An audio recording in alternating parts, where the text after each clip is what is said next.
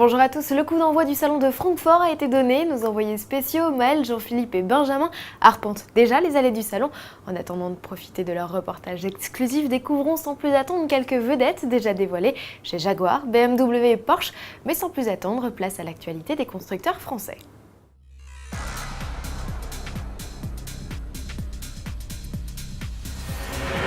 Ouvrons donc ce JT spécial Salon de Francfort avec Renault. Vous avez découvert dans ce journal il y a peu la Mégane restylée, repérable à son logo XXL sur la calandre. L'heure est à présent venue de découvrir cet inédit concept à la robe violette, baptisé Concept Initial Paris. Sixième prototype imaginé par Lorenz van den Acker, c'est le grand monospace de la famille qui comptait jusqu'alors les concepts Désir, Capture, Airspace, Frenzy et Twin Run.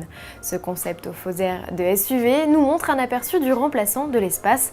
Au travers ce modèle et surtout cette griffe initiale Paris, Renault entend démontrer tout son savoir-faire en matière de haut de gamme. L'appellation du concept n'est d'ailleurs pas anodine, elle qualifie désormais la finition premium du constructeur qu'il réservera dès 2014 à certains de ses modèles. Notons que ce concept au gabarit identique à celui du grand espace arbore de nombreux éléments graphiques rendant hommage à Paris et ses monuments.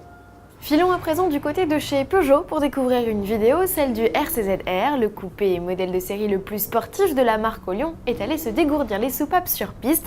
L'occasion de le redécouvrir après sa trop courte apparition en juillet dernier au Festival de la vitesse de Goodwood en Angleterre.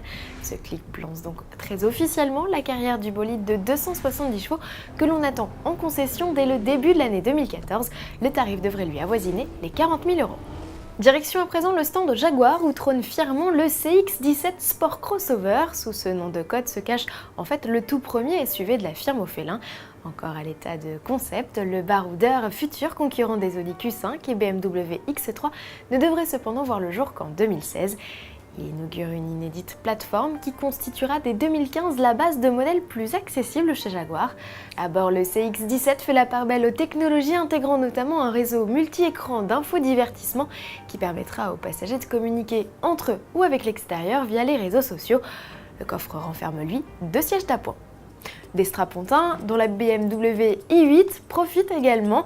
Apparu sous forme de concept, le deuxième produit de la division i du constructeur allemand se dévoile enfin au salon de Francfort. Si le premier véhicule hybride rechargeable de BMW perd ses panneaux de carrosserie transparents, à l'instar de la citadine i3, les lignes restent proches de ce que l'on imaginait. Pour animer le coupé 2+2, BMW a installé un inédit 3 cylindres de 231 chevaux associé à un bloc électrique de 131 chevaux. La puissance cumulée est annoncée à 362 chevaux pour un couple maxi de 570 Nm. En 4 secondes 4, la i8 franchit donc les 100 km/h. Quant à sa consommation, elle s'établit à 2,5 litres de moyenne.